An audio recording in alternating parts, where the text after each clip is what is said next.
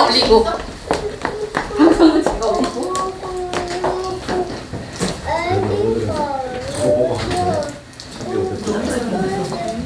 우리 기도하고 찬양합니다.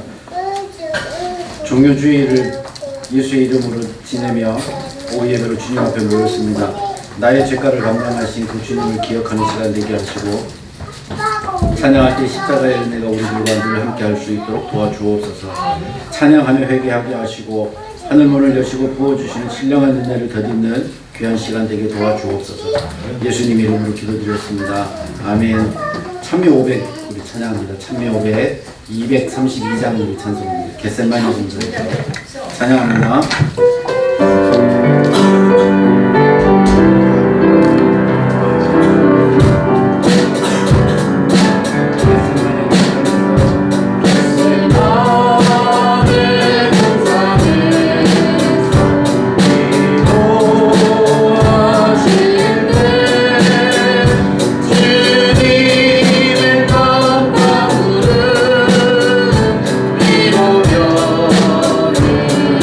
내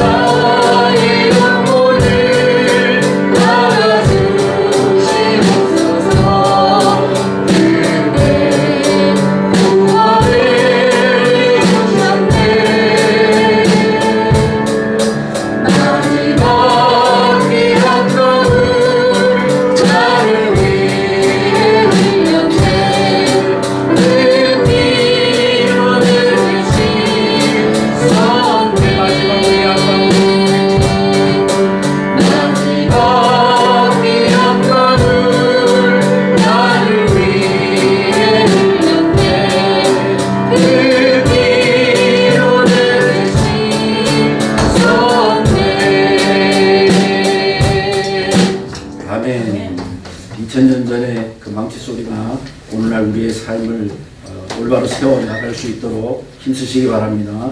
229장 찬송합니다. 누구를 위함인가? 머리에 가시는 유관 어찌에 쓰셨는가? 고백하는 마음으로 찬양합니다.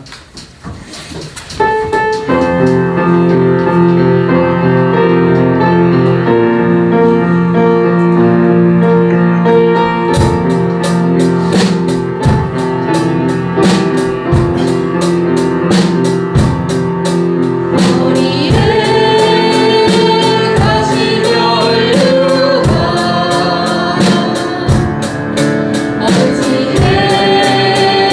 쓰셨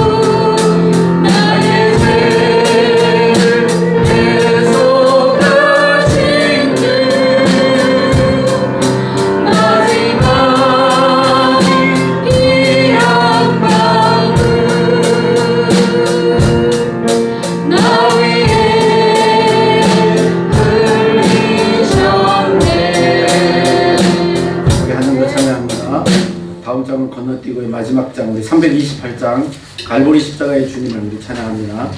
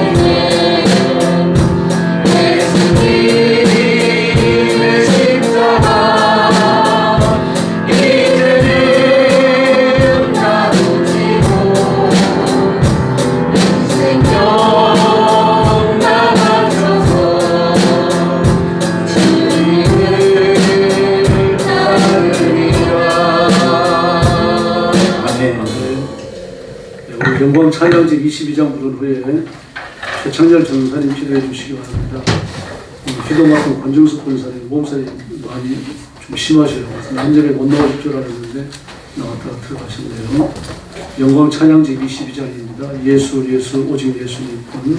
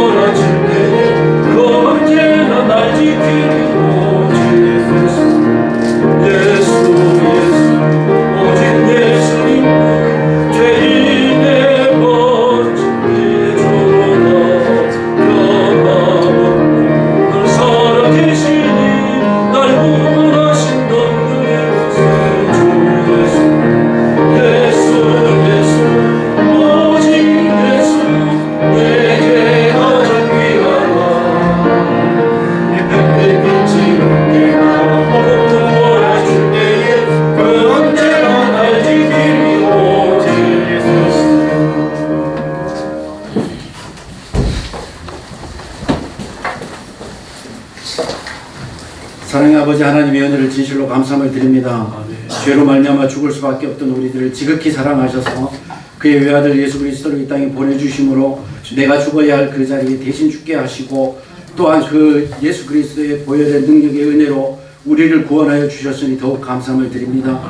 종료주의를 맞이하여 주님 앞에 머리 숙였습니다.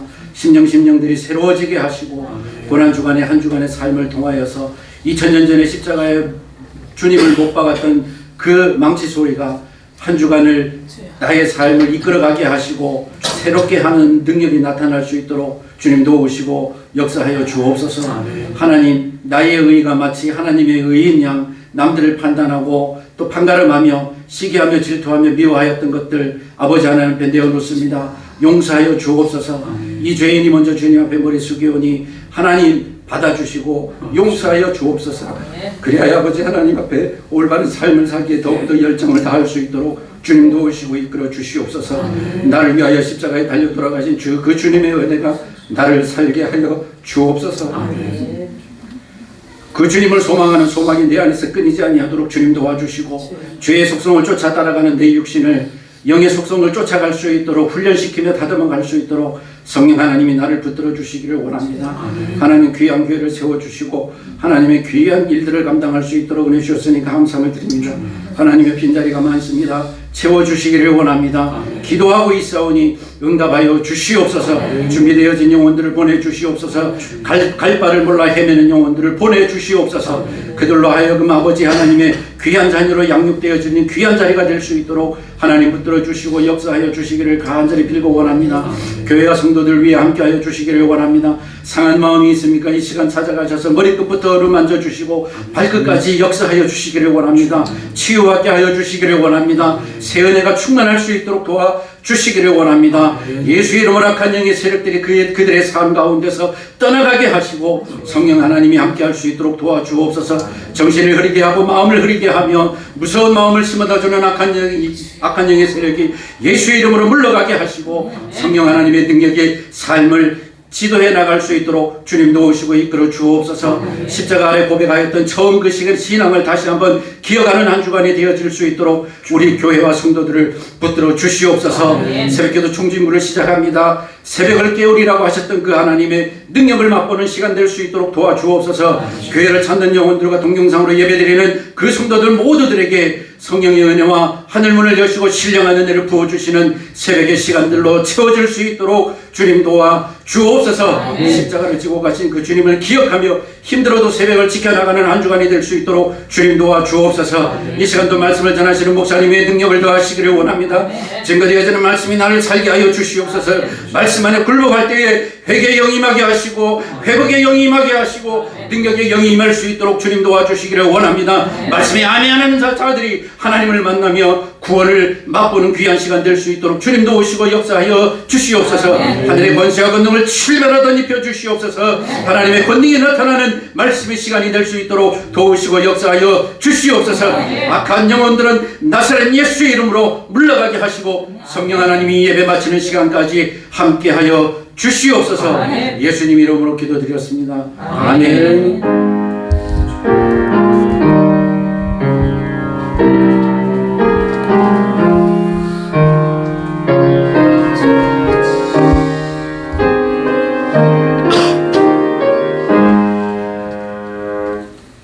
하나님의 말씀 공독하겠습니다. 요한일서 1장 6절부터 10절까지입니다. 신약성경 387페이지입니다.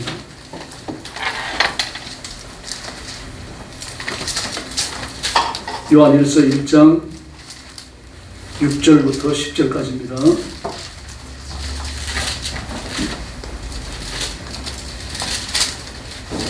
한 절씩 교독합니다. 6절 말씀 제가 먼저 보겠습니다. 만일 우리가 하나님과 사귐이 있다 하고 어둠에 행하면 거짓말을 하고 진리를 행하지 아니함이거니와 그가 그 가운데 계신 것 같이 우리도 그 가운데 행하면 우리가 서로 있고 만나 예수가 우리를 모든 죄에서 깨끗하게 하실 것이요 만일 우리가 죄가 없다고 말하면 스스로 속이고 또 진리가 우리 속에 있지 아니할 것이요 만일 우리가 우리 죄를 생각하면 그를 믿으시고 우리 죄를 사하며 우리를 모든 무리에서 깨끗하게 하게 하시며 10절 같이 읽겠습니다. 만일 우리가 범죄하지 아니하였다 하면 하나님을 거짓말하는 이로 만드는 것이니 또한 그의 말씀이 우리 속에 있지 아니하냐. 아멘. 우리 설교 제목은 범죄하였을 때입니다. 우리가 하나님 앞에 가는 것은 우리의 의가 아닙니다. 예수님의 의, 계속된 의, 십자가의 의로 서는 거죠. 우리가 인생을 살 때도 마찬가지입니다. 예, 그런데 우리가 자칫 잘못하면 자기의 의를 드러내려고 할 때가 많아요. 예, 자기의 의를 드러낸다고 하는 것은 전사님이 기도할 때도 그 얘기를 했는데 남을 판단하는 겁니다. 판단하고 정죄하는 거죠. 예, 잘못하고 실수하고 범죄하고 넘어질 수가 있습니다. 그러나 그 사람은 불쌍히 여기고 기도해주고 권고하는 것과 야단을 치고 책망하고 판단하는 건 잘못됐죠. 네가 집사라고 그러면서 그러면 되니? 이런 말은 잘못된 거예요. 판단하는 거죠. 예. 그래서 우리가 내 의, 인간의 의로 살 것인가 하나님의 의로 살 것인가 이걸 선택을 먼저 해야 되는 겁니다. 하나님의 의로 산다고 하는 것은 십자가의 의, 예수님의 의로 살아가는 거거든요. 천국 갔을 때 하나님 우리의 의를 보지 않으셔요. 뭐 예수 믿고 거듭난 이후에도 우리가 여전히 죄를 짓잖아요. 하나님 우리를 보시는 것은 우리 입혀진 의에 온 예수님의 보혈로 씻겨진 우리, 그걸 보시는 거죠. 네, 그래서 우리에게 입혀진 의입니다. 우리 원천적으로 의가 없습니다. 시 51편에서 다윗은 이런 고백을 합니다. 내가 주께만 범죄하여 주의 목전에 악을 행하여 싸우니 주께서 말씀하실 때 의로우시다 하고 주께서 판단하실 때 순전하시다 하리이다. 내가 죄악 중에 출생하였으며 어머니가 죄 중에 나를 잉태하였나이다. 아멘. 내가 죄악 중에 출생하였고 어머니가 나를 죄 중에 잉태하였습니다. 다윗이 이걸 깨닫고 있었어요. 대단히 깊은 영성이죠. 근데 이런 상태에 있는 나를 하나님이 오셔서 의로우시다, 또 심판하신다. 누가 의로우십니까? 하나님 자신이 의로우십니다. 내가 의로우니까 너를 판단하고 너를 정죄하고 너를 야단치겠다라고 말하더라도 할 말이 없다는 얘기입니다. 왜냐고 하면 나는 죄악 중에 잉태되었고 죄악 중에 출생되었기 때문이죠. 이렇게 우리는 원천적 의가 없습니다. 예수님의 피로 씻겨주지 아니하시면요, 내 죄를 짊어지고 지옥에 떨어질 그런 마지막 운명이 저희들을 기다리고 있는 거죠. 그런데 예수님은 십자가의 죽으심으로 율법의 저주를 담당하셨고 우리가 하나님의 생명을 얻어 영생을 누릴 수 있는 그 자리를 갖게 하신 겁니다. 군에서 보초설 때 오면은 내가 몸살이 나거나 과도하게 아프고 그러면 훈련 갔다 와서 못 견디게 힘들어하고 그러면은 보초를 대신 서줘요. 보초를 대신 서주면 그날 밤은 그냥 넘어가는 겁니다. 누가 나를 대신해서 보초 서줬는데 내가 또 일어나서 보초 서는 건 아니란 얘기죠. 친구랑 같이 버스를 타는데 친구가 내 버스비를 내줬어요. 근데 내가 또 내면 됩니까? 뭐 그런 정신 나간 사람도 있습니다만. 그건 이제 버스비 한 번을 버리는 거잖아요. 예수님이 내 죄값을 대신에 지불해 주셨습니다. 그렇다고 하면 나는 죄값을 지불할 필요가 없는 거죠. 주님이 친히 율법을 지키시고 율법을 지키신 결과를 나에게 넘겨주셨어요. 주님이 심으시고 나는 거두는 거죠. 심지 않았는데 거두면 그 도둑놈이죠. 공물 도둑놈이죠. 막 작년 가을에도 보니까 그 비닐하우스에 말리고 있는 그 고추를 막 훔쳐가고 말이죠. 그랬더라고요. 올해도 보니까 그 봄에 그 딸기 하우스에 들어가가지고 딸기를 막 통째로 따가지고 가고 그런 거 다 잡히대요. 보니까 농촌에 뭐 CCTV가 있니 없니 그래도 도로에 있거든요. 뭐 빠져나와가지고 바로 어디로 숨지 않으면 잡히는 거죠. 숨으면 동네에 있는 사람이고요. 동네를 수색하고 나오는 거고 또 동네 없고 멀리 있는 사람은 멀리 있는 CCTV를 또 조사하면 나오는 거 다 잡히더라고요. 그런 걸 내가 심지 않았는데 내가 거둔다. 세상에 이런 법칙은 없어요. 근데 내가 심지 않았는데 내가 거두는 것은 영적인 법칙입니다. 천국 갈 어떤 조건의 부여도 나는 못했습니다. 예수님이 내 죄를 위해서 죽으시고 하나님의 새 생명을 내게 넘겨주신 거죠. 그래서 나는 영생을 얻었고 하나님의 자녀가 되었습니다. 그래서 우리가 입고 있는 건 예수님의 의입니다. 내 의가 아니에요. 그래서 우리가 거듭난 이후에도 여전히 실수하잖아요. 넘어지고 범죄하고 허물을 범하고 창피를 당하고 그러는 거죠. 그래서 예수님이 이루셨고 우리는 값없이 받았고요. 뭐 염치 없지만 그냥 받을 수밖에 없는 겁니다. 우리는 다치고 악을 행하던 사람들입니다. 예수님이 나사로를 살리실 때 나사로가 할 수 있는 건 아무것도 없었어요. 저 좀 살려주세요. 개미 같은 목소리도 말할 수 없었어요. 죽었는데 무슨 말을 하겠습니까? 대통령이 국가 기념일이 되어지면 범죄자들 사면해 주잖아요. 근데 사면 받기 위해 가지고 뭘 할 수가 없습니다. 그냥 사면해 주는 거죠. 이런 은혜를 내가 입었습니다. 이런 은혜를 내가 입고 하나님의 자녀가 되었습니다. 그러므로 6절에 말하는 것처럼 그리스도인은 죄를 짓지 말아야 합니다. 쉬운 일은 아니죠. 예, 그리고 어려운 문제이기도 합니다. 예수님이 흘리신 십자가의 보혈, 그 죄 때문에, 그 피 때문에 내가 죄 씻음을 받고 하나님의 자녀가 됐다. 이걸 기억하고 생각하면서 늘 입으로 인정해야 됩니다. 그리고 죄를 이겨야 되는 거죠. 귀한 것은 귀하게 간직해야 되는 겁니다. 다이아몬드로 고기놀이 할 수 있겠습니까? 만약 여러분이 집에 다이아몬드 5개가 있다면요. 손도 못 대게 할 겁니다. 귀한 거 귀하게 여겨야 되는 거죠. 결혼식 하려고 새 옷을 맞춰놨는데 그거 입고 논의를 하러 가면 되겠습니까? 예수님이 십자가에 죽으시고 흘리신 보혈로 우리가 입을 새 예복을 마련되어 있습니다. 그런데 그 예복을 입고 말입니다. 진창 많은 채 막 돌아다니면요. 논돌창 밭돌창 모르고 막 첨벙거리며 다니거든요. 그건 예수님을 모독하는 힘이죠. 그래서 죄 짓지 말라는 겁니다. 족제비 중에 어민이라고 하는 게 있다 그럽니다. 그 족제비 털이 희다고 해요. 자기 털이 흰데 본능적으로 그 털을 아주 깔끔하게 가꾼답니다. 그래서 어민을 보면은 그 사냥꾼들은 아주 그 행운의 날이죠. 그러니까요. 굉장한 이 획당물을 얻은 날인 겁니다. 근데 어민을 잡을 때 아주 간단하다 그럽니다. 항상 양쪽에 불을 2개를 파놓는데 한쪽으로 공격이 오면 한쪽으로 도망가기 위해 갖고요. 한쪽에 오물을 발라놓는다 그래요. 더러운 오물을, 냄새나는 오물을 발라놓습니다. 그럼 어민이 왔다가 냄새가 나니까 반드시 냄새나지 않는 굴로 나간다 그래요. 왜 그런가 하면은 털을 깨끗하게 보존하려고요. 잡힐 줄 알고 나가는 거죠. 털을 더럽히느니 차라리 죽겠다. 세상에 쪽제비도 그런 생각을 합니다. 그렇다고 하면 그리스도에는 더 말할 것도 없는 거죠. 예수님의 피는 세상의 어떤 것과도 비교할 수가 없습니다. 우리가 포도주를 나눴습니다만, 근데 그리스도의 보혈로서 우리 속에 들어가서 우리의 인격과 동화되고 우리의 생명을 새롭게 할 줄로 믿습니다. 이 캐톨릭 사람들은 화채선을 믿습니다.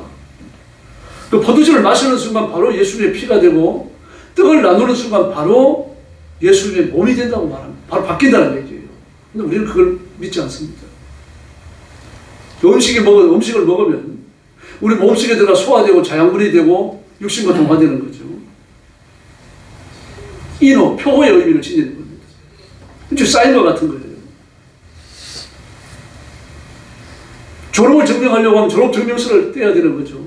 요즘은 이제 대학에서 졸업증명서를 떼줄 때 복잡합니다. 하지만 위조를 많이 하니까요. 그 대학을 졸업할 때 졸업증명서만 주는 게 아니라 학력증명서가 같이 나와야 돼요. 근데 그 학력증명서는 반드시 공정이 따라와야 됩니다. 그러므로 그냥 졸업증명서는 위조된 거죠. 학력증명서가 붙어야 되고 그 학력증명서에 공정이 붙어 있어야 됩니다. 위조가 많으니까 이제 그렇게 자꾸 바뀌는 겁니다. 여러분, 네, 바로 예수님의 보혈, 예수님의 몸이라고 하는 것은요, 떡과 피를 나눔으로 바로 그런 의미를 가집니다. 내가 예수님이 것이 되었다. 예수님의 생명을 가졌다. 예수님의 이름 때문에 그것이 보혈로 씻김을 받았다. 이런 것들을 보장해 주는 겁니다. 일종의 도장과 같은 거죠. 그런 효력을 지니는 것입니다. 그러므로 죄를 회개치 않고 참여하는 자는 자기 죄를 먹고 마시는 그런 결과를 가져온다는 얘기하는 겁니다. 그래서 히브리서 기자는 이렇게 말합니다. 너희가 죄와 싸우되 아직 피 흘리기까지 아니하였고 대항하지 아니하였고 또 아들들에게 권하는 것 같이 너희의 권면하는 말씀도 잊었도다. 그 죄와 싸우되 피 흘리기까지 하라는 얘기입니다. 이렇게 하지 아니하고 이렇게 죄에 대항하지 않는 것은 권면하시는 하나님의 말씀을 잊었다는 얘기입니다. 그 말씀이 뭡니까? 주의 징계를 경히 여기지 말며 그의 꾸지람을 받을 때 낙심하지 말라. 이거 무슨 말입니까? 죄와 싸우되 죄의 항거하되 피 흘리기까지 아니하면 회초리가 따라온다는 얘기입니다. 죄를 지으면 매를 맞는다. 이 도식을 잃어버린다는 얘기죠. 잊고 산다는 얘기입니다. 그래서 담대하게 죄를 짓게 되는 겁니다. 귀한 것은 귀하게 최선을 다해서 정말 깊이 간직해야 됩니다. 우리의 구원이 그렇습니다. 무엇과도 바꿀 수 없는 것이기 때문에, 내 생명보다 귀한 것이기 때문에, 그러므로 우리는 죄를 다시는 짓지 않으려고 노력하고 또 짓지 말아야 할 줄로 믿습니다. 그런데 문제는 그렇게 노력을 하더라도 죄를 짓게 된다는 사실입니다. 아무리 마음을 먹고 노력하고 고민하고 용을 쓰는데 또 넘어져요. 신경질을 내고 짜증을 내고 분노의 토로가 되고 말이죠. 한바탕 또 쏟아내게 됩니다. 불안하고 초조해지고요. 결국 기도도 못하고 주저앉게 되는 겁니다. 안 그랬으면 좋겠는데 죄 앞에 나에게서 넘어지는 거예요. 그리고 8절이 말하는 것처럼 내가 죄인임을 인식하고 자백해야 됩니다. 내가 죄를 지었다는 사실을, 내가 죄인임을 자백하라 그랬죠. 자백하라. 이 법정적인 용어입니다. 단순히 죄를 인정하는 게 아닙니다. 우리가 깨끗해진 다음에도 죄를 지으니까. 그래서 하나님의 말씀이 우리를 끊임없이 경고하는 겁니다. 인간의 가변성과 재앙성에 대해 가지고 인간 홀로 약하다고 하는 것을 끊임없이 주시시켜 줍니다. 기도에서 병 고치고 악한 영들을 쫓아내고 많은 사람한테 인사받는 사람이라고 하더라도 그 대단한 인간이 아닙니다. 인간은 무슨 짓을 해도 신이 못 돼요. 객골이 3년 묵어야 여우꼴이 안 되는 겁니다. 그래 객골일 뿐이에요. 무로 깍두기 담아봐요. 무 깍두기죠. 그래 인상으로 깍두기 담으면 인상 깍두기가 되는 겁니다. 이 근본이 변해야 돼요. 근본이 변해야 되고 내면이 변해야 되고 영혼이 변해야 되는 거죠. 인간이 능력받았다고 아무리 날개 뜨는 사람이라고 될 것 아닙니다, 여러분. 좀 미안한 얘기입니다. 조영희 목사님 말년 얼마나 풀리겠습니까? 그걸까지 해줘도 다 무너뜨렸죠. 조영희 목사님이 가장 존경한다고 말했던 은사자도 마찬가지입니다. 신의 여자가 얼마나 강했는지 모릅니다. 그냥 눈앞에서요. 휠체어를 타고 왔던 사람이 걸어서 나가고, 목발을 싣고 왔던 사람이 목발을 버리고 나가고, 그래서 그 교회 앞전에 그 집회하는 데는 문간에 그 목발을 휠체어를 늘 진열해 놓고 그랬어요. 그랬던 분이 결국 알코올 취조 수용소에서 세상을 듭니다. 알코올 중독이었던 겁니다. 왜 그런가 하면은 그 집회를 하고 저녁에 돌아오면 마음이 허전하니까 엎드려 기도하고 자신을 관리하고 그래야 되는데 그 옆에서 이제 보자는 사람도 잘못됐죠. 그리고 포도주 한 잔 드시죠. 포도주 한 잔 드시면 숙면합니다. 포도주 한 잔 먹으니까 괜찮아요. 한 잔을 일주일 동안 먹으면 그 다음에 2잔 먹게 되고 석 잔 먹게 되고 포도주를 마시게 되고 결국은 알코올 중독으로 갔습니다. 이런 분들이 많아요, 여러분. 아주 은사로 크게 역사하시는 분이요. 현실의 원사님도 마찬가지입니다. 그분이 말년을 불행하게 죽지는 않았습니다만 큰 경고를 받죠. 큰 경고를 받습니다. 많은 병자가 나니까 총회에서 정말 기적 증명서를 발행할 정도 아니었습니까? 그냥 한서지 병자도 나왔으니까요. 안전벨트가 일어서고 곱추가 펴지고 그런 거 말할 것도 없었고요. 굉장했습니다, 기적이요. 그러니 자기가 병 낫고 기적이 일어나서 그렇게 자기의 새 인생이 찾아오니까 돈을 막 갖다 주는 거죠. 그리고 엄청난 부자였습니다. 근데 하루는 어떤 분이 꿈을 꿨죠. 부흥사 한 분이. 꿈을 꿔서 천국에 갔는데 이천성 목사님 집은 없어요. 이천성 목사님도 대단했잖아요. 내 다리는 강다리 목사님이 그랬죠. 어떤 이천성 목사님이 굉장히 했습니다. 욕은 욕대로 하면서 막 성도들이 은혜 받고 막 희한했어요. 저하고 그 집회는. 근데 현실의 원사님 집을 보니까 완전히 개집입니다. 땅에 붙어가고. 그래서 현실의 원사님을 찾아가서 그 얘기를 했습니다. 천국 같으니 이만 합시다. 그분이 깜짝 놀라는 겁니다. 그 전재산 팔아가지고 북한 선교만 갖다 준 거 아닙니까? 근데 북한 선교도 잘못됐어요. 그 돈을 받아가지고는 북한 선교를 위해서 써야 될 거 아닙니까? 근데 임원들 다 나눠가자고 그랬습니다. 재산이 넘쳐났어요. 현실의 원사님. 그리고 이천수 목사님을 찾아가서 그 얘기를 했는데 욕을 사발로 얻어먹고는 막 진짜 안 맞고 나온 게 다행일 정도로. 그리고 얼마 안 있다가 이천수 목사님 세상 떠났죠. 그분 좀 이상한 말을 한마디 하긴 했습니다만 강단에 살 말은 아닌 것 같고요. 여러분 개꼴이 3년 묵어놔야 이게 여꼴이 안 되거든요. 우리 근본이 변해야 됩니다. 죄와 싸우고 죄에 대항하는 투쟁하는 삶이 없다는 게 문제입니다. 예수 믿은 지 10년, 20년이 지나는데 여전히 욕을 입에 달고 산다면요, 그 문제인 거죠. 배운 게 도둑질이라서요. 그래가지고 교회 나온 지 10년이 지나서 도둑질을 못 끊고 있으면 문제 아닙니까? 그거요. 성경 인생에 대해서 이렇게 말합니다. 요한복음 8장 23절. 너희는 아래에서 났으며 나는 위에서 났고 너희는 세상에 속하였고 나는 세상에 속하지 아니하였다. 할렐루야. 저와 여러분이 위에서 났습니다. 그리고 육신을 갖고 살아가지만 땅에 속한 자는 아닙니다, 여러분. 모세가 이렇게 말합니다. 시편 90편 10절에 보니까요. 우리의 연수가 70이요 강건함이 80이라도 그 연수의 자랑은 수고와 슬픔뿐이요 시속 기간이 우리가 날아가나이다. 할렐루야. 모세는 이 당시에 엄청 오래 살았잖아요. 120살까지 살았으니까. 이 당시 평균 수명이요 50세를 못 넘었습니다. 36세라 그런 사람도 있어요. 그런데 120살을 살았으니까요. 굉장한 양반이죠. 그런데 연수가 70이요 강건함은 80이라도 수고와 슬픔뿐이고 자랑할 것은 없고 신속기간은 날아가는 것 같다고 말합니다. 그러므로 이 땅 위에서 똥칠할 때까지 갈 생각 마시고 이 땅에 사는 동안 건강하게 살고 지혜와 총명 주시고 하나님을 위해서 일하다가 가게 해주십시오. 그렇게 기도하시길 바랍니다. 이사야는 이렇게 말합니다. 이사야 선지자요. 대저 우리는 다 부정한 자 같아서 우리의 의는 다 더러운 옷 같으며 우리의 쇠폐함이 잎사귀 같으므로 우리의 죄악이 바람같이 우리를 몰아 가나이다. 할렐루야. 우리의 의가 더러운 옷 같고 말라 비틀어진 잎사귀 같아가지고 바람만 불면 날아가 버린다는 얘기입니다. 그게 우리의 의라는 얘기입니다. 우리 의가 없다는 얘기죠. 있지도 않는 자신의 의를 세우려고 하니까 괜히 소리 지르게 되고 싸움하게 되고 핏대 세우게 되고 남을 깎아내리게 되고 그러는 겁니다.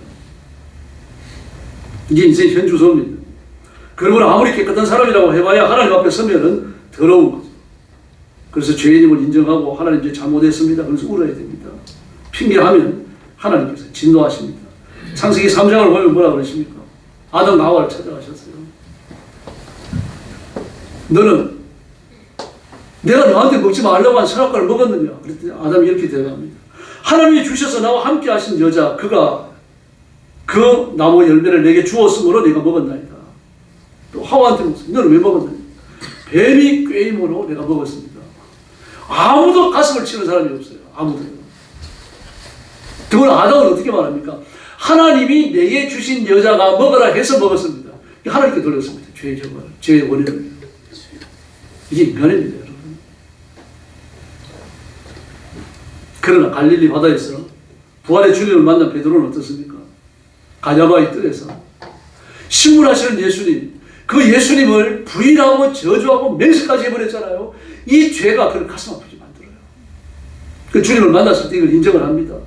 세 번째 이르시되 요한의 아들 시몬아 내가 나를 사랑하느냐 하시니 주께서 세 번째 내가 나를 사랑하느냐 하심으로 베드로가 그 다음을 주의해야 됩니다. 근심하여 이르되 라고 말합니다. 근심하여 이르되 그 회개를 보여줍니다. 내가 주를 사랑하는 줄을 주님이 아시지 않습니까? 내가 정말 주님을 사랑합니다. 주님을 사랑하기 때문에 말로의 귀에 쳤던 겁니다. 내 인생이 망가질 줄 알고 내 인생이 거기서 끝날 줄 알고 내가 말로의 귀를 쳤던 겁니다. 지금 그 말을 하고 있는 거 아니에요. 제가 정말 주님을 사랑합니다. 그런데 그것만 갖고는 주님을 사랑할 수가 없다는 걸 압니다. 그래서 근심 중에 이야기하는 겁니다. 상황윤리라는 책을 써가지고 세계적 명성을 얻은 신학자가 있는데 플래츠입니다. 이분은 이런 주장입니다. 상황윤리가 딴 게 아니고 뭐 어떤 사람이든지 죄를 짓는다. 그럼 죄를 지을 때 왜 죄를 짓게 되는지 그 원인을 살펴봐야 된다. 원인을 살펴봐가지고 죄가 되고 안 되고를 결정해야 된다. 그 죄를 지을 수밖에 없는 위급한 상황이 있다는 얘기입니다. 이 상황윤리를 배운 사람들이 어디로 가는가 하면 일본 선교사로 들어가요. 그래서 일본에는요, 목숨을 걸고 순교한 사람들이 우리처럼 많지는 않습니다. 물론 일본은 순교자가 많습니다만 우리처럼 그렇게 많지는 않아요. 그 일본인들 치국이라고 하는 영화가 있습니다. 일본에서 만든 영화인데요. 그 영화를 보면 그 선교사님들이 들어와가지고 기독교가 참고를 하니까 막 박해를 당합니다. 기독교인들을 고발하고 죽이게 돼 있어요. 그리고 기독교인들을 예배하는 현장에서 발견되면 바로 참아도록 되어 있습니다. 그걸 누구나 할 수 있어요. 동네 사람도 할 수가 있는 겁니다. 그러니 어떻게 하냐? 그 믿음을 감추는 거죠. 불신자들 앞에서 안 믿는 척하고 믿는 사람들끼리는 믿는 척하고 그래서 일본에는 그 희한한 신상들이 많아요. 물론 이제 동물 신상도 많습니다. 오소리 신상도 있고 곰 신상도 있고 심지어 자기 집에 키우는 개도 신으로 섬기는 사람들이 있습니다. 뭐 오랫동안 지성을 들이면 바위들도 신이 된다고 믿는 사람이 일본 사람들입니다. 이런 사람들인데 이제 그러니까 뭐 그 사람 천주교인이거든요. 천주교를 받아들여 놓으니까 우리나라에 그 천주교인으로서 순수한 믿음을 갖고 순교한 사람들이 굉장히 많아요, 여러분. 근데 일본 사람들은 천주교인들이 전부 다 어떻게 합니까? 자기 믿음을 감춰요. 그래서 조상신 하나 갖다 놓고 무슨 오소리신 하나 갖다 놓고 그 다음에 성모 마리아를 희한하게 만들어 놓습니다. 어떤 사람이 뭐 안 믿는 사람이 보면 성모 마리아인 줄 몰라요. 그 성모 마리아 상을 갖다 놓고 또 십자가 비슷한 모양 하나를 갖다 놓고 그래 쭉 진열해놔요. 그러니 뭐 기독교 신앙을 가진 사람이라고 조사로 들어와 봐야 증거가 아무것도 없는 거죠. 또 그 민원이 현장에 붙잡혔어도 안 믿겠다고 결심하면 풀어주는 겁니다. 그러면 이제 안 믿겠다고 얘기하는 거죠. 이게 상황윤리입니다. 그 내가 죽음이 생명이 왔다 갔다 하는 이런 상황인데 근데 내가 안 믿겠다고 죄를 좀 짓더라도 주님이 이해하시지 않겠느냐. 나중에 내가 회개하고 잘 믿으면 되니까요. 이게 상황윤리예요. 지금 주머니에 돈이 없습니다. 그러면 가게에 들어가서 물건을 훔치든지 음식을 훔쳐가고 먹으면 안 되냐. 너무 배가 고프니까요. 이런 경우 죄가 안 된다. 이게 플래츠의 상황윤리입니다. 정말 이 상황윤리의 영향을 받았어요. 그 당시에 진보적 교회들이 아주 희한하게 변했어요. 제가 신학교 다닐 때도 이 상황윤리에 대해 집착하는 사람들이 한둘이 아니었습니다. 지금도 그렇습니다만 오히려 제가 신학교 다닐 때 한신대 졸업생들요, 기장 한신대 졸업생들은 막 유련하게 그랬습니다. 데모하는 데 앞장을 서고 우리나라의 그 대학과 데모가 한신대에서 시작이 됩니다. 민주화운동이 거기서 시작이 되었어요. 그러면서 보편적으로 대학으로 뻗어나가기 시작하는데요. 그 사람들은 그 동국대에서 가깝거든요, 한신대가. 동국대에서 멀지 않으니까 동국대 성리학과 불교학과 학생들과 사회를 같이 해요. 졸업 기념 파티를 같이 하고. 막 막걸리를 갖다 놓고 말술을 먹고 마시고. 그러면서 악수를 하고 말이죠. 웃깁니다. 그래서 한신대 졸업생들 중에 보면 구원받지 못한 사람, 이제 그런 목회자들이 많아요. 지금도 정의정 교회라든지 그 시골의 여러 교회들을 보면은 그 성탄절이 되어졌을 때 축 성탄 그래가지고는 성탄의 복음을 쓴 현수막을 이렇게 게시하고 그리고 그 밑에 중하고 뭐 신도들이 서가지고 사진 찍어갖고 이렇게 SNS에 올리고 그런 데 많아요, 여러분. 개신교도 마찬가지입니다. 그 석가탄신일이 되어지면요, 그 불교에다 축하하는 말을 써가지고 말입니다. 교회 강단에 갖다 붙이고 중을 세워가지고 특강을 하고 말이죠. 지금 그런 판입니다. 웃기지도 않습니다. 근데 이 상황윤리 주제를 놓고서 플래츠와 미국의 트레이티 신학교 몽고메리 교수가 토론을 벌이게 됐어요. 토론을 벌이니까 뭐 토론이 되겠습니까? 자기 고집만 이야기하는 거죠. 어디에 그게 합의점이 나타나겠어요. 그 상황을 봐가지고, 죄지을 상황을 봐가지고 죄가 된다 안 된다를 판단해야 된다니까요. 그 윤리적 책임을 누가 거치려고 하겠습니까? 그런데 이제 플래처가 몽고메리한테 물었어요. 몽고메리 박사, 당신은 극한 상황이 왔을 때 죄를 짓지 않는다고 맹세할 수 있습니까? 그랬어요. 그랬더니 몽고메리 박사가 비벼시 웃으면서 나도 당신하고 똑같이 죄를 범할 겁니다. 그러나 그 상황에 대처하는 방법이 나와 당신이 다릅니다. 내가 만약에 극한 상황에서 죄를 지었다면 그 죄를 끌어안고 아버지 앞에 나와서 십자가 앞에 나와서 가슴 치니 울 겁니다. 그 당신은 그러지 않을 거잖아요. 이렇게 대답했어요. 이게 당신과 나의 차이입니다. 그러므로 우리는 범죄자임을 인정해야 됩니다. 이와 같은 상황윤리는 프로이드의 심리학에서 나오는 겁니다. 심리학을 쭉 끌어당겨가지고 신학하고 합쳐놓은 겁니다. 그게 상황윤리입니다. 그 프로이드의 심리학이 정립되어져서 사회에 유포되어졌을 때 많은 범죄학자들이 우려를 표했습니다. 누가 죄를 지었다고 자인할 수 있겠느냐. 일본도 마찬가지입니다. 어느 형사가 범죄자를 집어넣었습니다. 우리나라도 그와 같은 일이 있는지 모르겠는데요. 근데 범죄자가 나와가지고 형사의 아내하고 자식들을 죽였어요.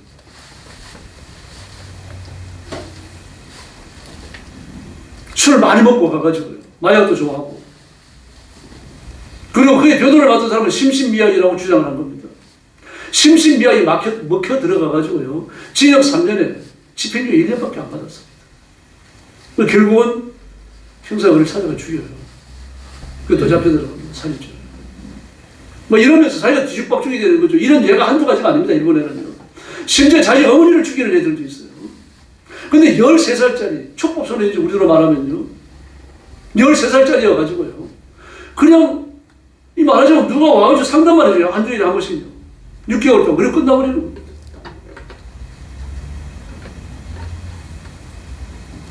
이게 상황 윤리입니다, 여러분. 그래서 죄를 자백하지 않는 그리스도인은 거듭났다고 보기가 어려운 거죠. 죄를 자백하는 것은 법정적인 용어입니다. 말 그대로 범죄자가 검사 앞에서, 판사 앞에서 자신의 죄를 인정하는 겁니다. 육하 원칙에 의해서 해야 되는 거죠. 만약에 검사가 범죄자의 범죄를 조사하는데 육하 원칙에 맞지 않으면 범죄자를 고소 못합니다. 육하 원칙만 그대로 해야 됩니다. 언제 누가 어디서 무엇을 어떻게 왜 그게 들어가야 돼요. 떳떳하게 죄를 고백하는 사람들이 뻔뻔스럽죠.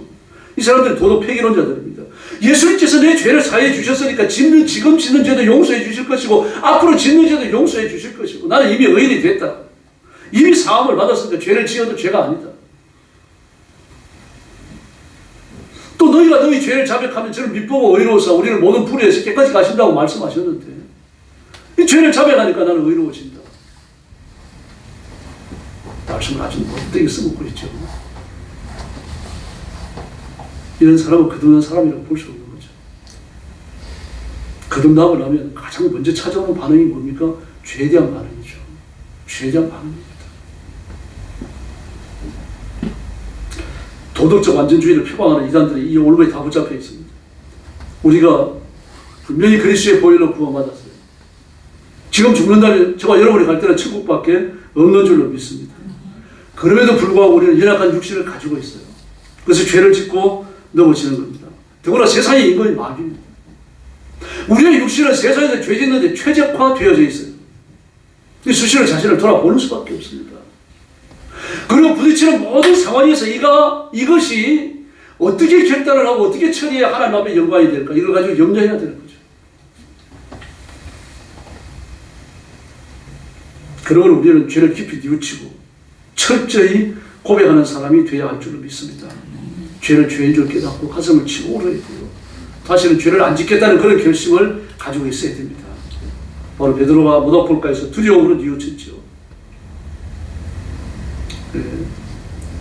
뭐 전두환, 노태우, 이명박 대통령 때도 그랬죠. 조포, 단속하고 금관은 주관들 입고 그랬습니다. 뭐 기회가 되어지면 막 6개월씩 그렇게 하고 그랬었어요. 근데 그 대통령 때 이제 조폭들이 단속을 당할 때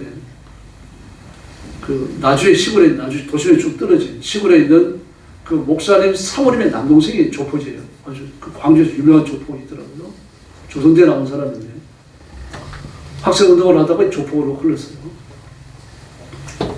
네.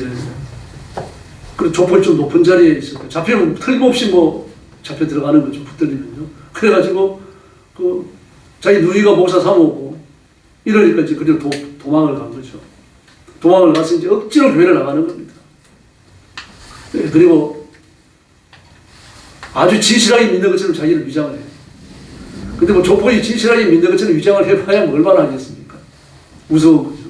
그또 깔끔하게 입고 광주에서 와가지고 도해지 서럽죠. 그러면서 교회를 잘 나오니까 그 교인들이 다 좋아하는 거죠. 그래서 바로 이제 부은회를 하게 됐어요. 근데 목사님이 이제 부은회 하니까 너 빠짐없이 참석해라. 그럼 은혜 받는다. 근데 은혜 안 받아도 괜찮으니까 참석 안 하고 싶습니다. 이 말을 하고 싶은데 안 되는 겁니다. 나오지 않는 거죠. 그래서 억지로 참석을 하는 거예요. 참석을 해서는 앞으로 그때는 부은회를 월요일부터 금요일 밤까지 했습니다. 금요일 밤까지 부은회 참석하는 생각을 하니까 아득한 거죠. 그런데 자면 시간이 빨리 갈 것 같아요. 눈을 감고는 이렇게 누워갖고는 설교를 잘 듣는 것처럼 하면서 이제 눈을 내려 깔고 있는 겁니다. 근데 도무지 초롱이 안 옵니다. 정신만 초롱초롱해지고 목사님 말씀이 말이야 귀 속에 탁탁 들어박히는 거예요. 성령이 만지고 계시는 거죠. 그래서 3일째 되는 날 죄에 대한 설교를 했습니다. 그리고 동성기도를 시켰는데 갑자기 막 중간에서 우당탕 소리가 나가지고 목사님 깜짝 놀란 거죠. 그 좁은이 앉아있는 자리인데. 그래 보니까 자기 처남이 이 의자 밑에서 부르고 있는 거예요. 의자 밑에서요. 떼굴떼굴 부르고 있는 거예요. 울면서. 그래가지고 그 사람을 위해 가지고 온 성도들이 이제 기도를 하고, 그리고 이제 온 그 주일날 오후 예배가 됐는데 기도하는 사람이 안 나왔어요.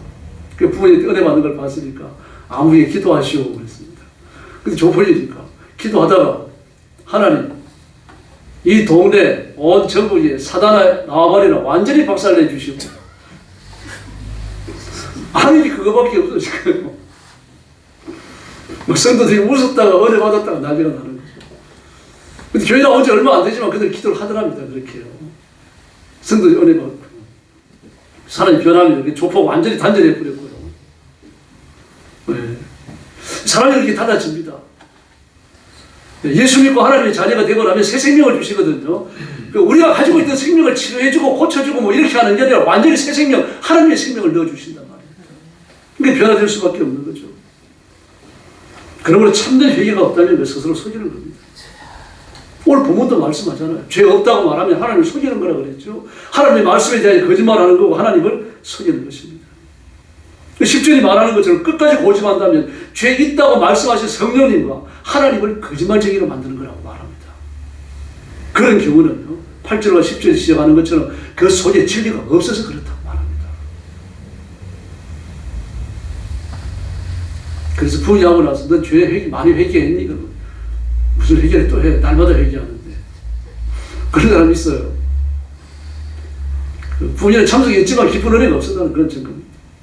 회개한 성도는요, 반드시 죄를 용서받습니다. 왜 그런 거예요? 죄책에서 해방되기 때문에 그래요. 죄책에 붙들려 있는 사람은 인간이 감당할 수가 없는 겁니다. 근데 결국 그것 때문에 자살도 하잖아요. 죄책이 너무 강하니까 가룟 유다 보십시오. 아마 그 가인도요, 가인도 그 죄책에 붙들려가지고 죽는 날까지 우울증에서 아마 헤어나지 못했을 겁니다. 요즘 같으면은 그런 정신적으로 심각한 장애에 부딪혀 살았을 거예요. 그 마음으로 미워하는 사람도 용서해주게 되는 거죠. 여기 피해를 끼친 사람, 정말 내 인격을 좀 모독해 했던 사람, 뭐 그런 사람들 다 용서해주게 되는 겁니다. 별것 아닌 것처럼 잊어버리게 되는 거죠. 신기합니다. 은혜 받고 나면요, 그런 것들 잊혀져 버려요. 생각이 안 납니다. 여러분도 경험해 보셨겠죠. 발람은 이스라엘의 저주에도 안 되니까 우상 숭배로 끌어들입니다. 민수기 25장을 보면요, 그들이 식대에 머물고 있을 때 모압 여자들, 또 모압 남자들이 바알 숭배를 베풀어요. 그리고는 이스라엘 남자들 유혹하는 겁니다. 성경은 이렇게 말합니다. 그 여자들이 자기 신들을 제사할 때 이스라엘 백성들을 청하며 백성들이 먹고 그들의 신들에게 절함으로 바알 보울에게 가담한지라 그렇게 말합니다. 하나님께서 그런 진노의 채찍을 드시는데 24,000명이 죽습니다. 비나스가 하나님을 대신해서 진노의 창을 꽂기 전까지 그 진노가 멈추지 않았습니다. 또 정죄의식에서 해방되어집니다. 정죄의식은 무서운 겁니다. 죄책은 내가 나를 몹쓸 놈이라고 욕하는 거고요. 정죄의식은 하나님이 나를 심판하신다는 의식입니다. 무서워요. 죄책과 정죄의식이 다 있으면요, 그 사람 정신이 건강할 수 없습니다. 반드시 시달리게 되어 있습니다. 그러나 우리가 죄를 용서받고 나면, 하나님 앞에 회개하고 나면 죄책과 정죄의식에서 해방될 줄로 믿습니다. 예수님은 바로 이와 같은 무거운 짐을 내려주십니다. 희대의 범죄자들도 사형 선고까지 받아놓고, 그리고 예수 믿고는요, 그저 웃는 얼굴로 사형대로 나가는 사람들이 있습니다. 정죄의식에서, 죄책에서 해방됐기 때문이죠.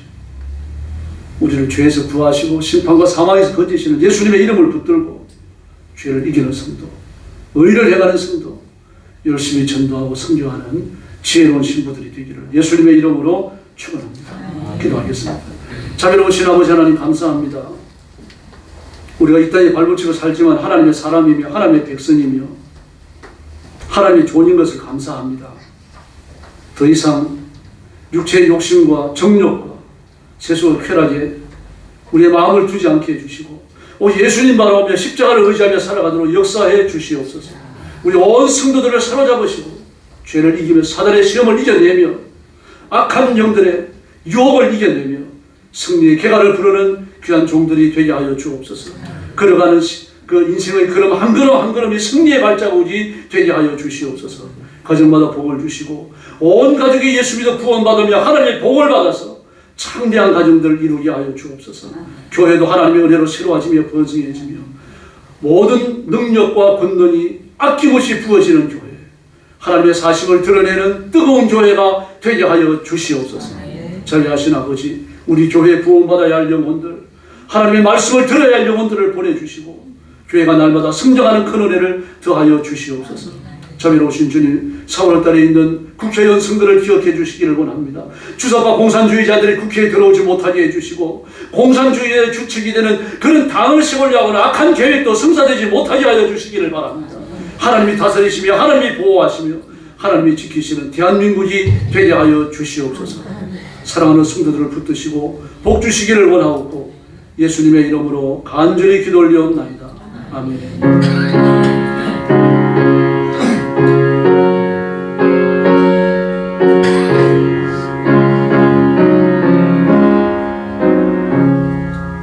찬송가 255장 부르겠습니다.